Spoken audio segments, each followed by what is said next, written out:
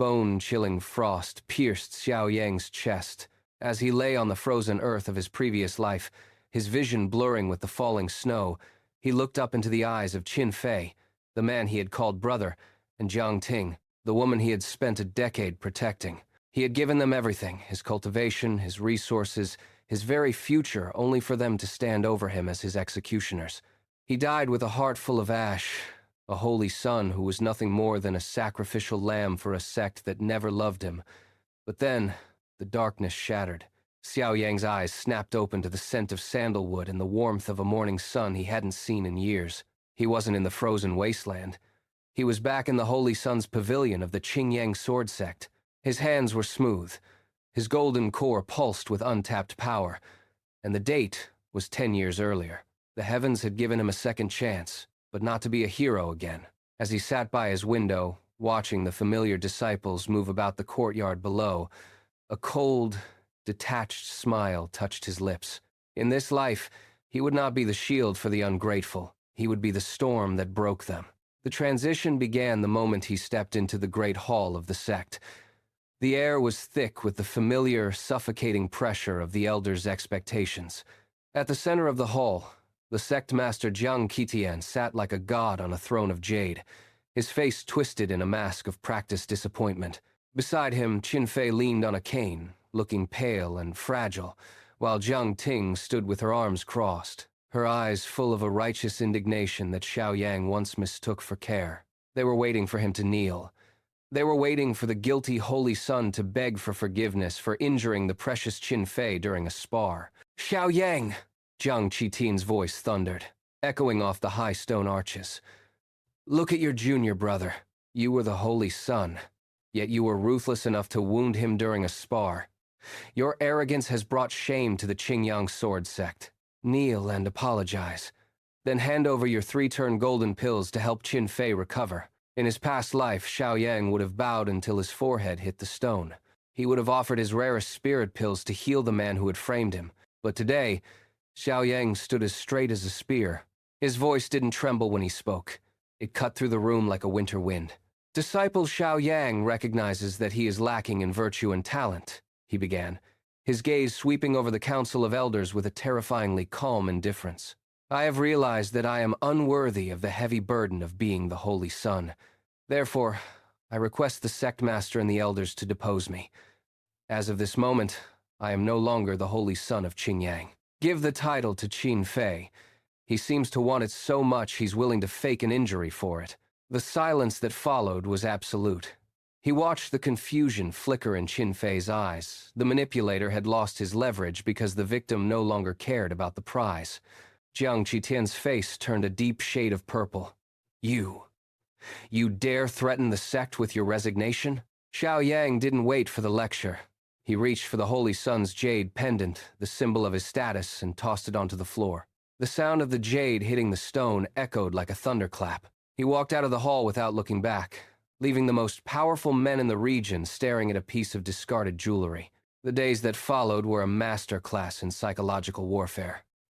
Jiang Ting, his former junior sister, came to his pavilion multiple times. In the past, her arrival would have been the highlight of his day. Now, he didn't even open the door.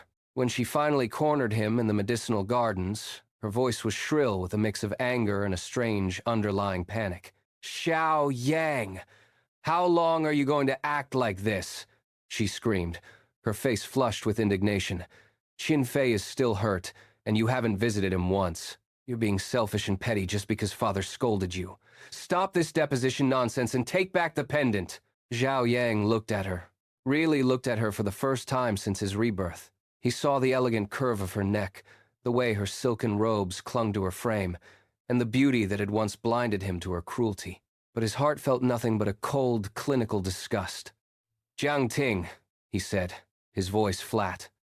"To you, Qin Fei is a misunderstood genius. To me, he is a snake. If you love his acting so much, stay by his side. But don't ever think you can tell me how to live my life again. From now on, I am no longer your senior brother. I am nothing to you, and you are less than nothing to me. Now leave. You're blocking the sun." Soon, The internal strife of the sect was interrupted by the arrival of Li Xingyao, the sword idiot from the rival Fu Yao sword sect.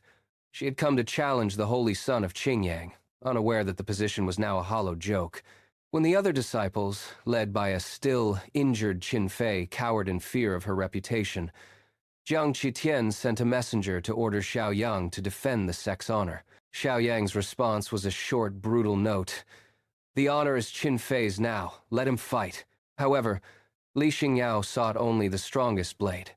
She found Xiao Yang in a quiet grove, his eyes closed in meditation. She didn't care for politics, she only cared for the sword. Her battle intent flared like a wildfire, and she lunged at him with a strike that could have split a mountain. As she moved, her robes fluttered, revealing the lean, powerful muscles of her legs and the athletic curve of her hips. Xiao Yang didn't even draw a sword. He picked up a fallen branch, and with a single, fluid movement, he bypassed her legendary technique and held the tip of the branch to her throat. The physical proximity between them was intense.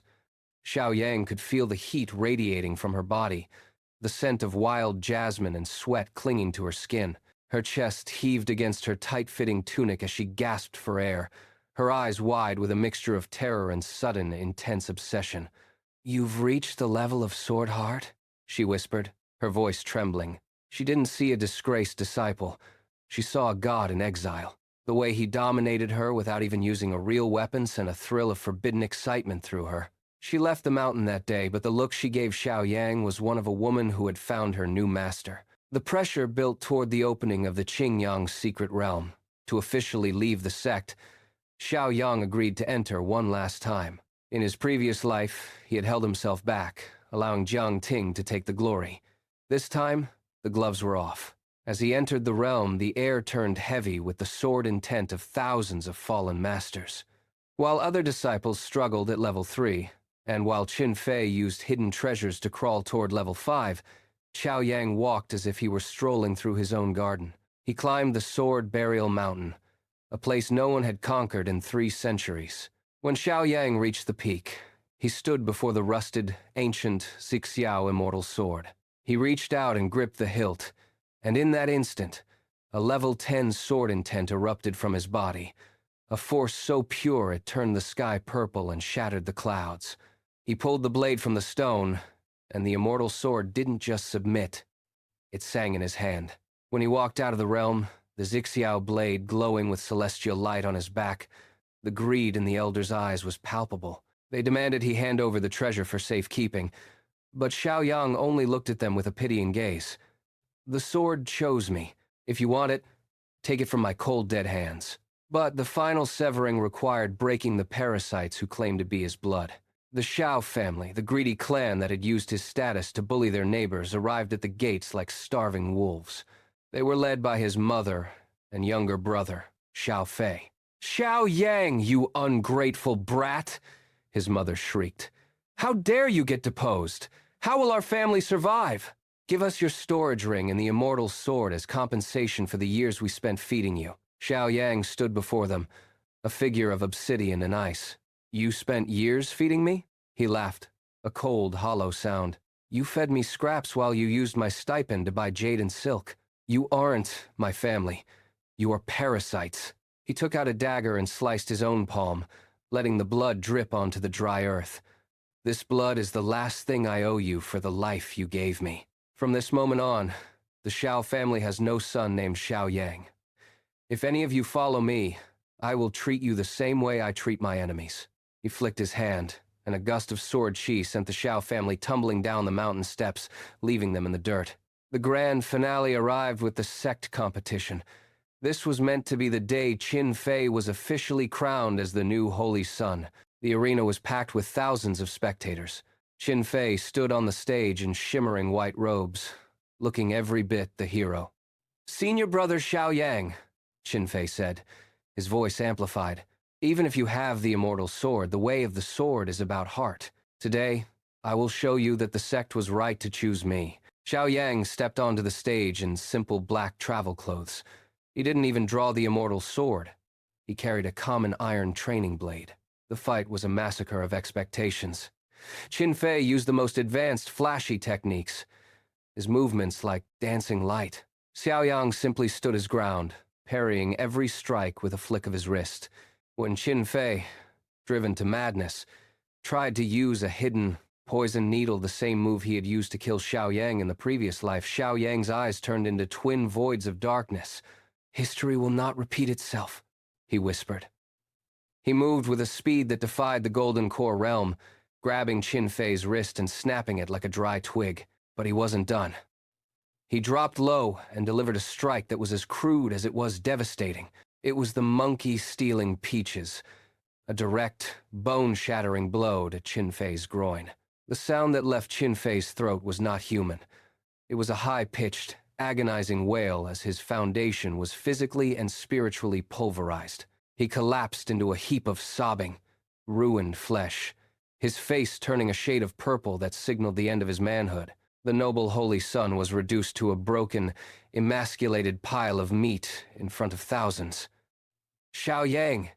You beast!" Jiang Qitian jumped from his seat. "That was a demonic, vulgar move. You have destroyed your brother's future." Xiaoyang looked at the unconscious Qin Fei. "He wanted to play dirty, so I played dirtier. A man who uses poison needles has no right to complain about where he gets hit." In the aftermath, Xiaoyang crushed his life-bound disciple token into dust. The spiritual connection snapped, and he coughed up a single drop of essence blood. "The debt is settled. I am simply Xiaoyang." He turned his back on the throne, on the sobbing Jiang Ting, and walked toward the gates. As he reached the base, he met Li Xingyao again.